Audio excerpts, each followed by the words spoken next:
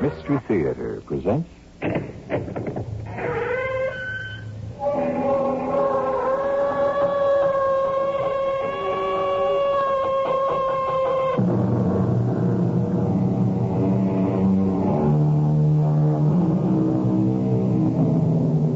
Come in.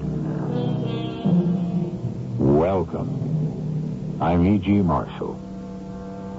The whole of life is but keeping away the thoughts of death. Those are not my words.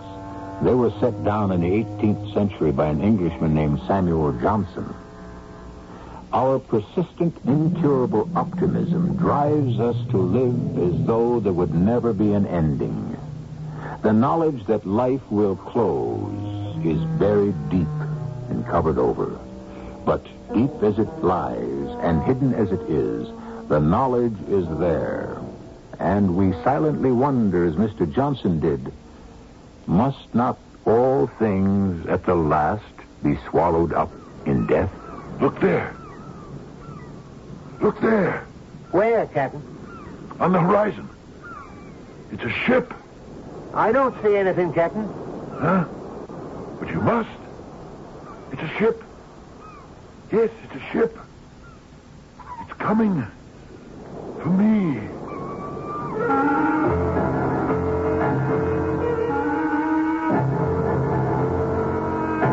Our mystery drama, The Unquiet Tomb, was written especially for the Mystery Theater by Elspeth Eric and stars Fred Gwynne. I'll be back shortly with Act One.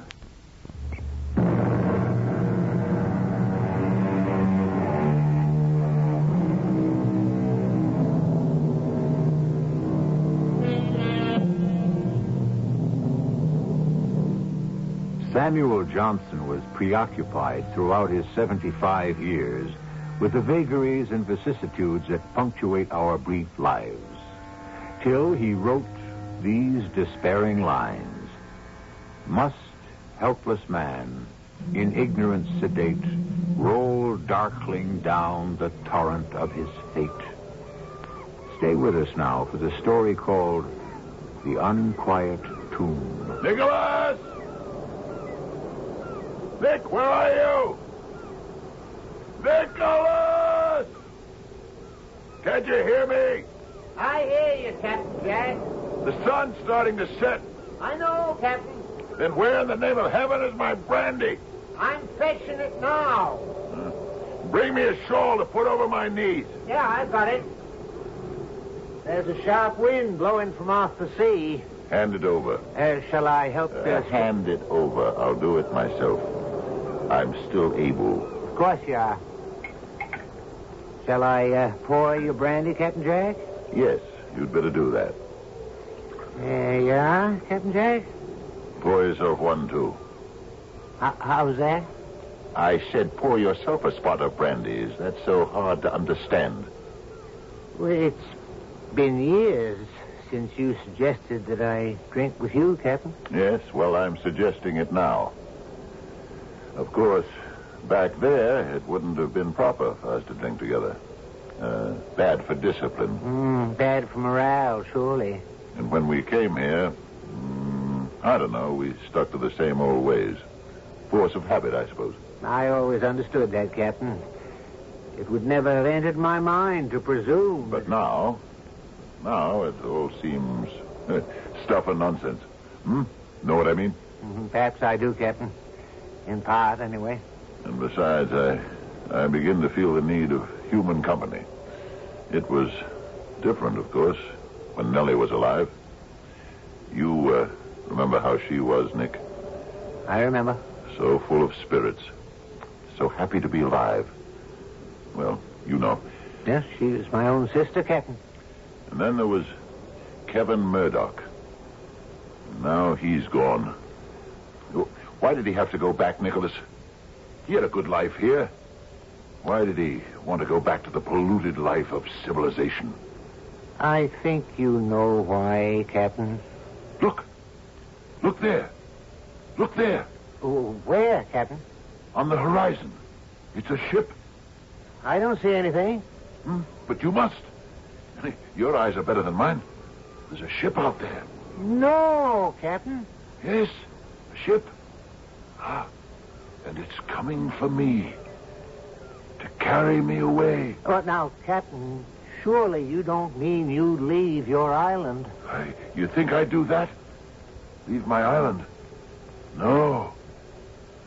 But that ship will carry me away. Yes, it will carry me away. A flight of fancy, Captain. There's no ship. What? No? No ship? You imagine it, Captain. Well, you could be right, I suppose. It's possible, you're right. Remember when I purchased this island? From the Dutch? Or was it the French? Or the English? Bought it for pennies. In point of fact, I'm not sure I ever paid them anything at all. Whoever they were. Did I pay them, Nick? I don't believe you ever did. Well, nobody cared. Nobody even knew this island was here till I put in a bid for it. And when I did, they brushed it off like you'd whisk away a fly. What did they want with an island that covered no more than 8 square miles of earth, set in a distant sea? Did they care for its beauty? Its serenity? No. There wasn't a penny to be made from it, so why should they care? Do I speak the truth, Nick? The very truth, Captain. Even you? You thought me mad to settle on this scrap of paradise, didn't you? Ha! Didn't you? Well, that was before I'd seen it, sir. But once you'd seen it... Then it was a different matter altogether. Oh, man alive. The joy in my heart when I saw you waving from the small boat. One of my own. My old compatriot. My fellow fighter. I knew straight off that together we'd have ourselves a tiny piece of heaven here. And Nellie. Nellie standing beside you in the little boat. I never expected that. Bringing a woman with you.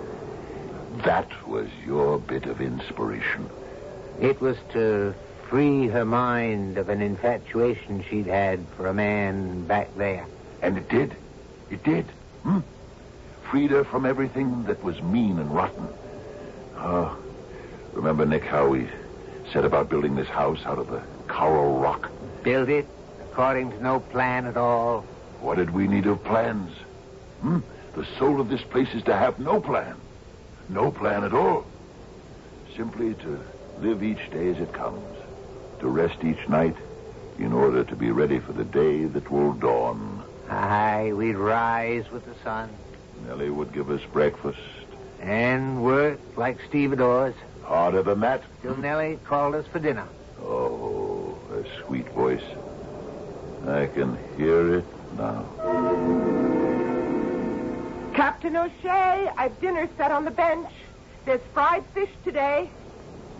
Captain, I'm toasting the breadfruit, so hurry. Stop your work now. This instant or the fish will be overdone. We're coming, Nellie.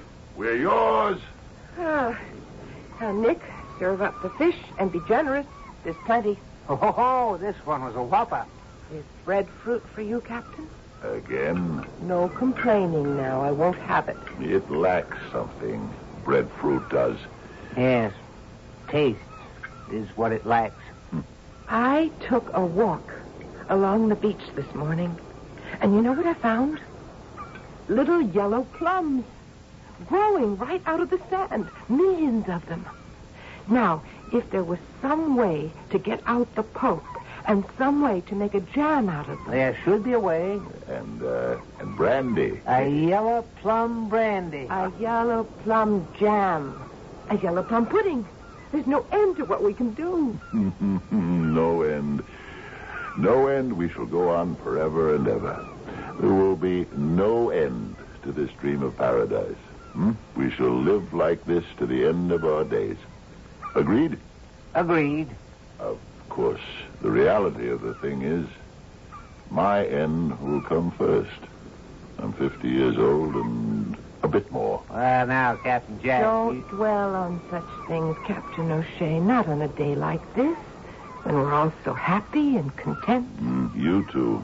Neither of you has reached 30, but I... Oh, come now, Captain, you... No. Today's the day to think about it.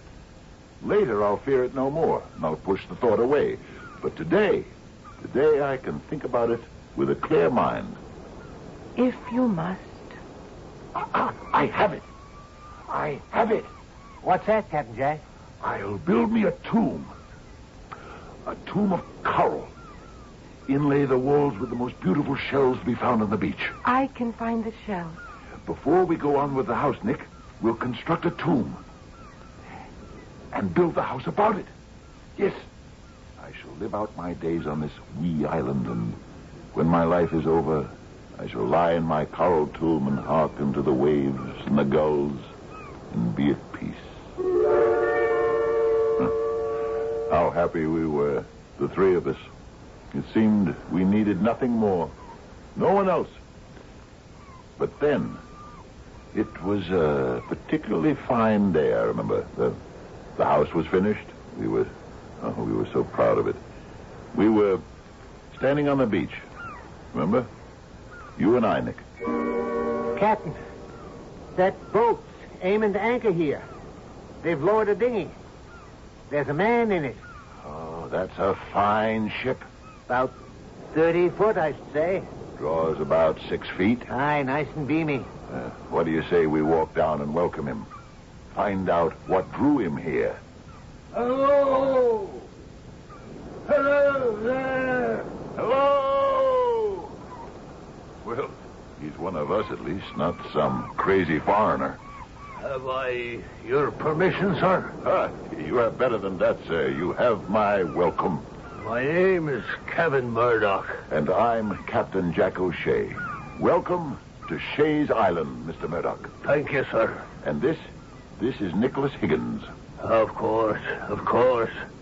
Well, at last, Mr. Higgins. You've met before, you two. One night in a bar, many months back, a year ago. It was this man told me about the island, Captain. He was taking his future into his own hands and coming to join you.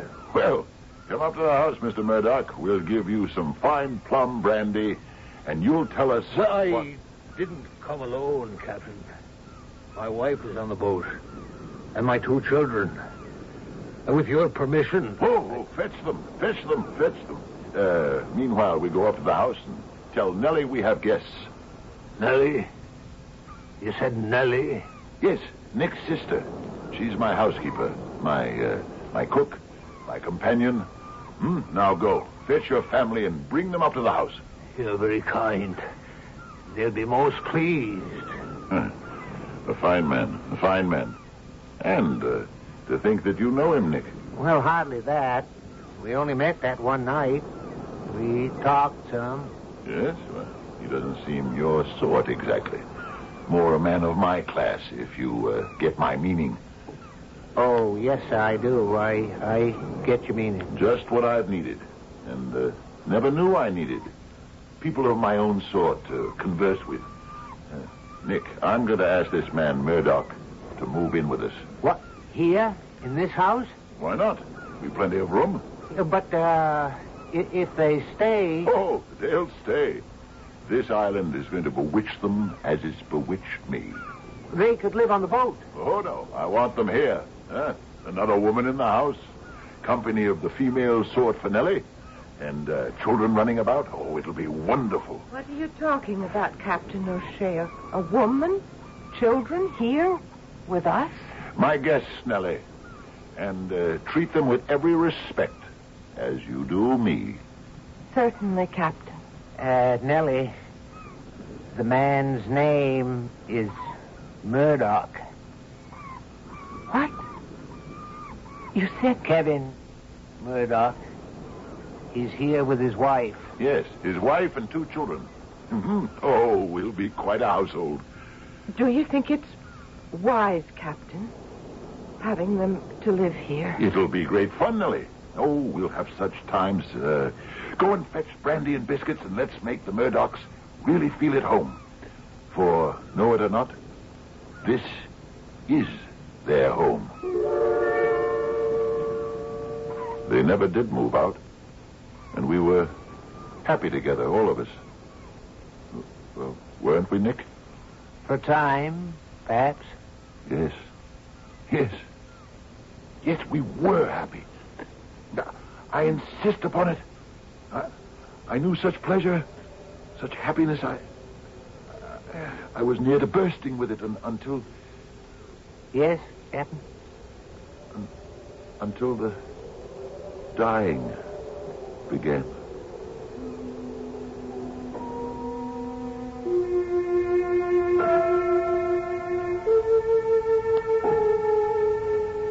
There is a theory, and it's only a theory, that each man holds two instincts. One is called Eros, after the god of love. The other is Thanatos, a personification of death. These two are thought to live side by side in every human soul. Sometimes the one is in the ascendancy, sometimes the other. But neither ever resigns or concedes the battle. I'll continue with Act 2 shortly.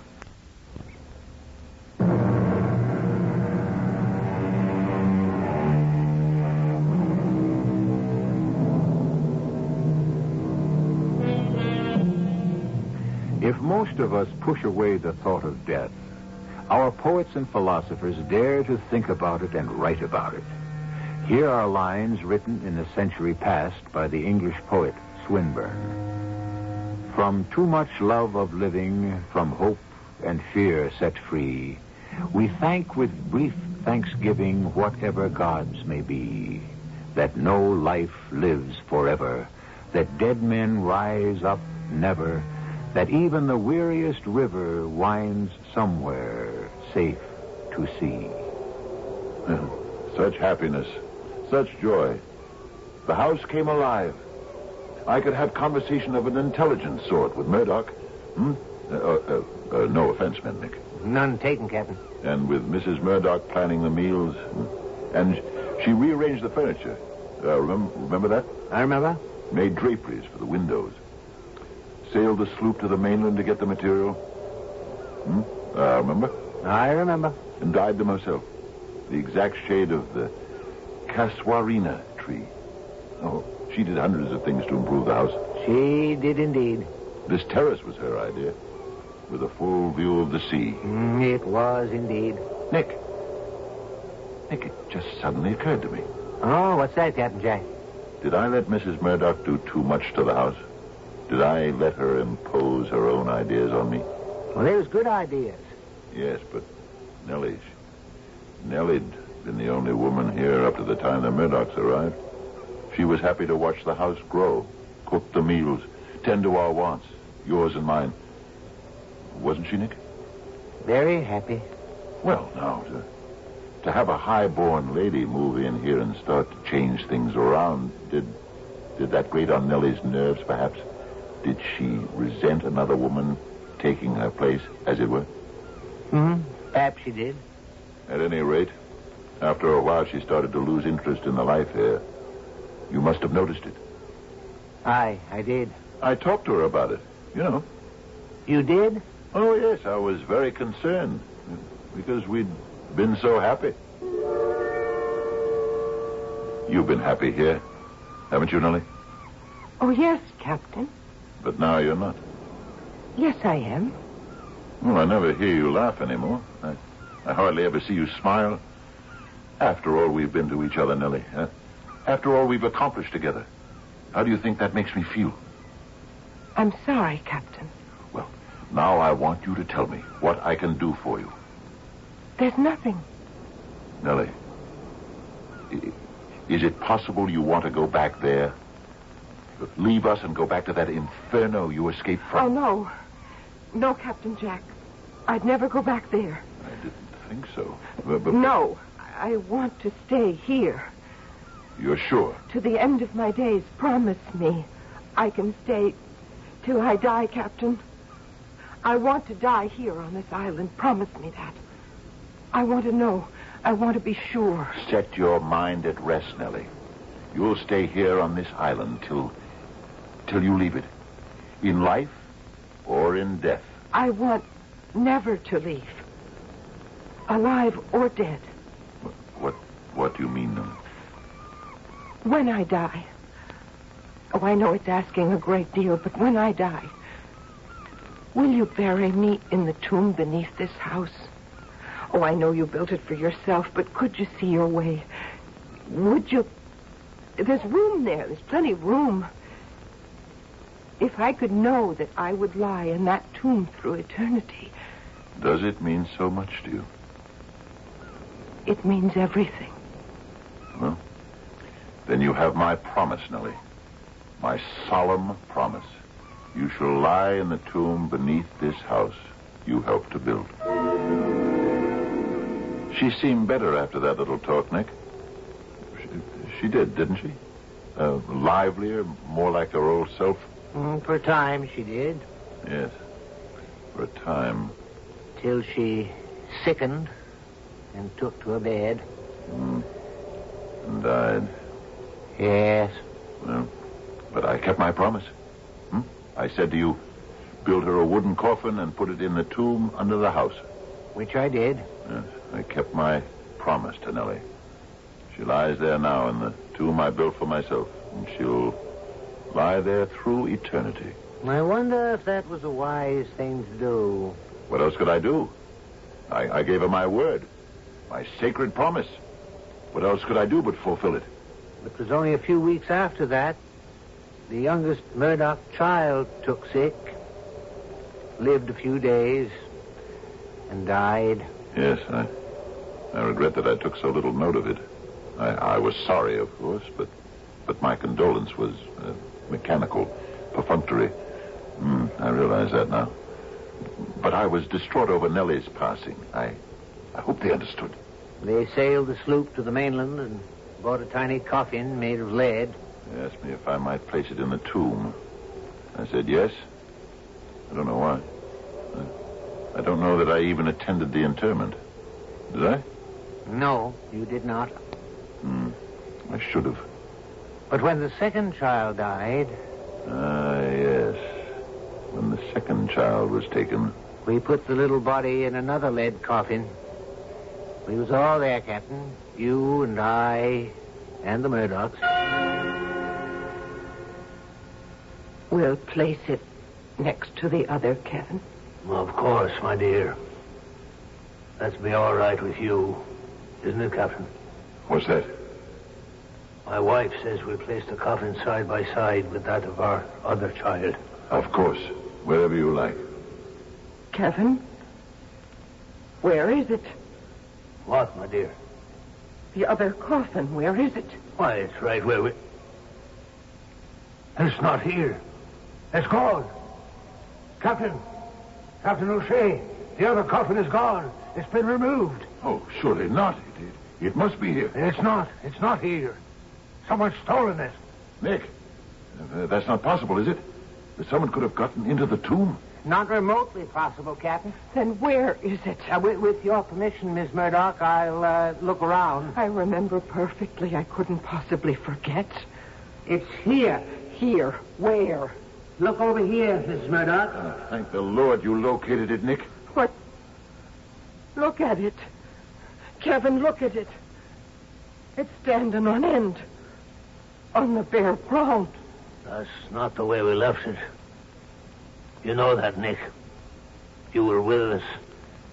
We put it on that high shelf and not standing on end like it is now.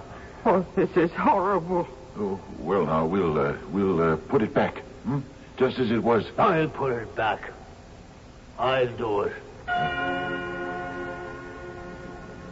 You know, after that I thought the Murdochs might leave. Desert us and leave the island. They didn't want to leave their children's burial spot, I suspect. We did go over the whole place, Nick. There was no indication of water seeping in. No sign of an underground quake. No sign of anything. Just the two little leaden coffins. And, of course, Nellie. Nellie. In her wooden one. Yes. Nick, there is a boat out there. No, Captain. I can see it. I swear. I'm pouring you another brandy, Captain Jack. Or do I imagine it? Here's your brandy, Captain. Or is it the ship of death? You'll feel better with a bit more brandy in you, Captain. Perhaps. I think, Nicholas, it was the island that held the Murdochs here. You could be right. In spite of the loss. Dying. They had each other. And the island had them. Maybe that was it. They didn't have each other for long. A few months. Mrs. Murdoch went so suddenly. Got up from the dinner table, went upstairs, said she felt a mite queasy. It couldn't have been more than 10 minutes later. Yeah, she was dead. I'll never understand it, Nick. Never. Or what came after. In the tomb. Jose! Jose! It's happened again. What is it, Murdoch? What's happened? The coffins of the children. They've been moved. Impossible. I can't believe this. Look there. One on end. The other on its side. 8 feet apart. We put them side by side. You were there. You know we did. I swear to you, we went over the entire place. Take them out. Put them on the sloop. My children. My wife. I can't leave them here. Mr. Murdoch. It's not safe. Please, listen to me. I can fix everything. You said you had fixed everything. Leave the coffins of the children here, Mr. Murdoch. Leave your wife's here, too. In a few days, come back, and you'll find everything as it should be. Can I trust you? I believe you can, Mr. Murdoch. Trust him, Murdoch. Have I your permission, Captain? To do whatever I think necessary? Anything at all? Anything.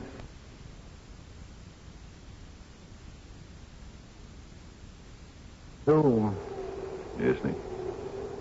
It was worse than before. How? How worse? Not only was the coffins of the children strewn about the place, but Mrs. Murdoch's was tilted to one side, leaning up against the back wall of the tomb. It was marked, scarred, and it was filthy. But what did you do, Nick? You promised Murdoch. I did as I promised. And 3 days later, when Murdoch visited the tomb, everything was in order. The little coffins side by side. Mrs. Murdoch's cleaned and set in place. But what did you do, Nick? Tell me now. The ship is coming in. I'll tell you, Captain Jack.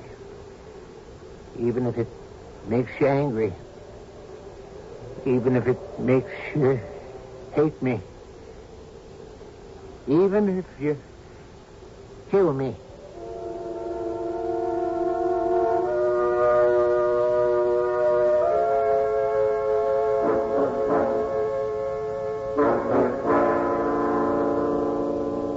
Who knows what happens when those we love start the long sleep called death? I don't know. And if you are honest, you will admit that you don't know either. But again, a poet tries to add his little lines of hope. Swinburne, whom we quoted before. Who knows but on their sleep may rise such light as never heaven let through to lighten earth from paradise. I'll be back shortly with our final act.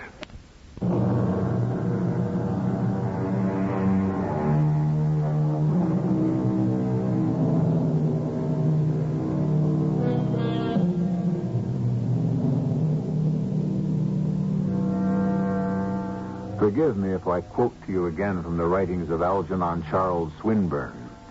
He wrote these lines in 1878 in memory of his fellow poet Baudelaire, who had died the year before.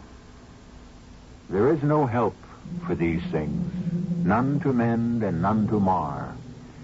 Not all our songs, O friend, will make death clear. Nick, tell me now how you put things right in the tomb. Because whatever you did, Murdoch seemed satisfied. He told me so. He would visit the tomb every other day or so, and he'd come to me and tell me everything was in order. Nothing disturbed. All the coffins in place. After a while, he stopped going there. His mind was at rest about it. Or it seemed to be. I'm sure it was, Captain Jack.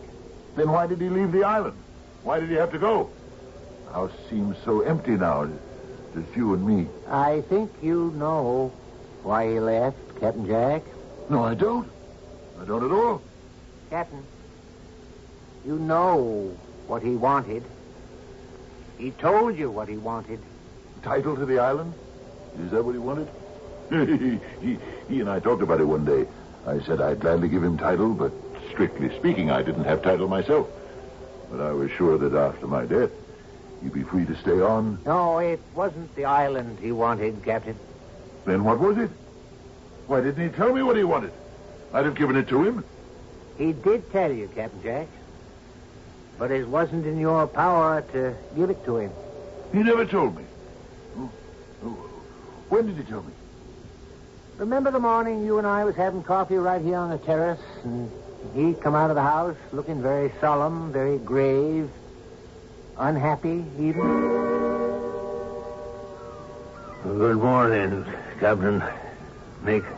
Good morning, Murdoch. Sit down. Beautiful morning, isn't it? Beautiful. What are your plans for the day? Have you made any? No, I haven't. Such a splendid day. Huh? Shall we go fishing? We did that yesterday. Ah, yes. So we did. Well, then, we could simply sail around the bay. Sail clear around the island. We can do that in a couple of hours or less. There's a fine breeze. Huh? What do you say? Not today, Captain Jack. Well, then, what did you have in mind? Anything special? Yes. I do have something special in mind, as a matter of fact. Captain Jack, you know how I appreciate all the hospitality you've shown me. Oh, don't speak to me of hospitality. It's been a joy to have you here. Oh, I know there's been tragedy. Oh, awful tragedy. Your children, your wife, but that could have happened anywhere, Murdoch. You know that. There's no blame attached to you for that, Captain. I well know how you must have grieved for them. It broke my heart to see you grieve, but I'd hoped that, well, I'd really thought that all that grief was subsiding. Was I wrong? Not really wrong, Captain. Well then, everything's all right, isn't it? No, Captain. Well, why not? We have a fine life here, haven't we? The leisure, easy living. Well, what is it you want, man? Well, what can I do for you to make you more content? We share equally in this island, do we not? If you think we don't, tell me where I failed and I'll correct it. Simply tell me. There is nothing you can do, Captain. But there must be. There must be. No, there's simply not the life for me, Captain Jack. Not the life for you. 3 grown men on a little island. And what's wrong with that? It's a child's dream. It's everyone's dream. Oh, no, Captain, it's not. Anyway, it's not mine. You don't mean you wouldn't leave, would you? Leave the island? You wouldn't do that. You couldn't. I must, Captain. Oh, no. When we have everything here. No. Not everything, Captain. What am I to do? You'll be all right. No, I'll not be all right. I'll be lonely. And if I stay, Captain Jack, I'll be lonely. Loneliness I cannot bear. Now, what do you mean by that? I don't understand you at all. Well, what do you mean by that? If you don't know, Captain... Well, I do not know. Dear Captain O'Shea, you must simply take my word for it. I cannot stay with you on this island. I shall set sail tomorrow. What did he mean, Nick? You know, he never really told me. What did he mean he'd be lonely here? He needed a woman, Captain. A woman? Why, he could have had a woman any time he wanted to. He only had to sail the sloop to the mainland to find a woman. Hundreds of them. Thousands. He could have had his pick. Not that sort of woman, Captain. Well, what sort of... Oh, you mean he wanted a wife? Someone who loved him. That sort of woman. Oh, well, I suppose that's different. Aye, very different. Yeah, I suppose he wanted to get married again. I think so. Well, I can understand that. Yes, that's understandable. Yes, I think so. Nick, I'm going to tell you something. I hadn't meant to, but now, Nick, look, the ship is coming closer. Yes, it's sailing this way. You do see it, don't you? Perhaps I do. Yes, coming closer. Nick, I am going to make a confession. I married Nellie. You did? Yes. Yes, I did. I took the sloop one day, and we went to the mainland and found a priest, and he married us. See? I understand that a man wants a wife, someone who loves him. No, I thought that being married to me, that would mean Nellie could claim right to the island, you see. If anyone would have a claim to it, she would. You understand? I think so. Now, when I die, why, I suppose the island will be yours. As a brother who has a better right to it, Well, I couldn't leave it in better hands, Nick, and I want you to know that's how I feel about it. Nick, you will cherish it, won't you? You will take care of it. You will, won't you, Nick? Won't you? Yes, Captain. But I'm wandering on again, aren't I? Nick, we started to talk about... what was it we started to talk about? It doesn't matter, Captain. Yes, it does matter. Yes, the tomb. The tomb and what you did to set it to rights. You were going to tell me about that. I'll confess to you. I haven't been inside the tomb since Mrs. Murdoch was laid away. Her husband visited often, but I never did. I should have, I suppose. But I wanted to remember Nellie as I'd known her in life. I never went near her in the tomb. It's just as well. Perhaps, Nick, I was unfeeling. Nellie wasn't there. Yeah, of course her spirit wasn't there, but... Neither was her body. What? What's that? I removed it. I removed her body from the tomb. What are you saying? It was the only way, Captain. You were telling me you took Nellie's body out of the tomb? Nick, you actually... I had to. But I promised her. I gave her my word of honor that she would lie in the tomb forever. Nick, I gave her my solemn vow. It was almost my last word to her. I know, but you... And she was my wife, Nick. You couldn't have known that, of course, but if you had come to me, if you had asked me... You'd never have permitted it, Captain Jack. Of course I wouldn't have permitted it. Why did you do it? It was my plan to be buried next to her. Nick, why did you ever do it? You gave me permission to do anything necessary to settle the disturbance in the tomb. The scattering of the coffins. You said I could do anything I saw fit. But not that. Not that. You said anything at all. But why that? Why did you do that of all things? Because it was Nellie who was wreaking the havoc. From her coffin? Within the tomb? Yes. But why? Why would she do that? You sure you want me to tell you? Of course I'm sure. Tell me. She loved Kevin Murdoch, Captain. What? She loved Murdoch. She's loved him for a long time. Remember I told you that I brought her here to recover from an infatuation back there? Murdoch? Yes. But he was married, had children. He broke her heart. I thought that here, with us, she might recover. And she was well on the way when he sailed here with his family and took up residence. I tried to warn you. Are you telling me he followed her here? Yes, Captain. He loved her so much. After his own way, he loved her, yes. And she? She loved him? Loved him still? Yes, Captain. And when his children were put into the tomb with her, her fury that she'd held in check for so long, her fury burst forth.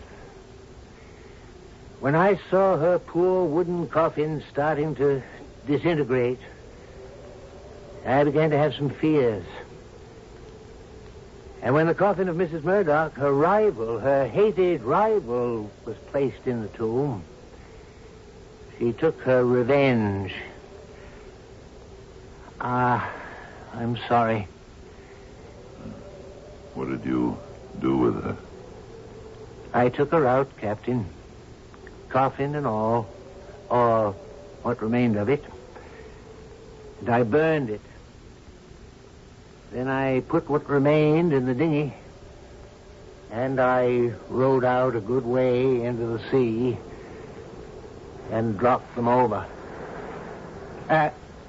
What is it, Captain? What are you doing? Wait, Captain Jack. Don't follow me, Nick. You're not going in the water, are you, Captain? Take one step towards me, Nick, and I'll shoot you down. Captain, it's getting dark. Nellie! Nellie! Captain! Don't! I'm coming, Nellie! Rest easy, Nellie! Coming! Don't be afraid. I'm coming to join you, Nellie! I'm coming!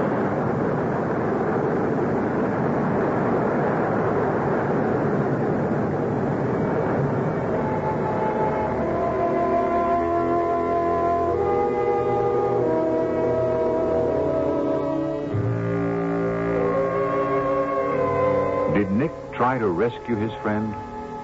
If he did, was he successful? Did he bring him back? For darkness was falling over the sea, over the island. Or did he simply stand on the shore and watch his friend go to meet the death he sought, to meet the ghostly ship he had seen coming to fetch him? I'll be back shortly.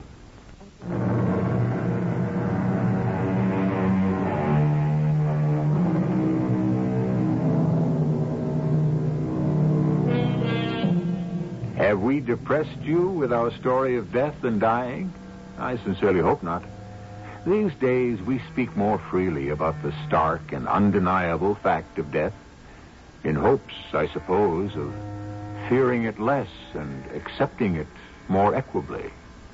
Shakespeare told us centuries ago that death, a necessary end, will come when it will come. There's really little more than that to be said on the subject. Our cast included Fred Gwynne, Robert Dryden, and Terry Keane. The entire production was under the direction of Hyman Brown. This is E.G. Marshall inviting you to return to our Mystery Theater for another adventure in the macabre. Until next time, pleasant dreams.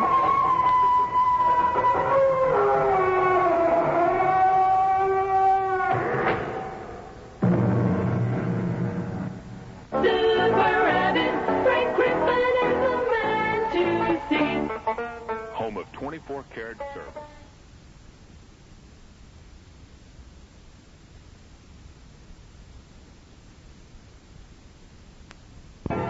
Weekends. You've been listening to the OTR Gold Network.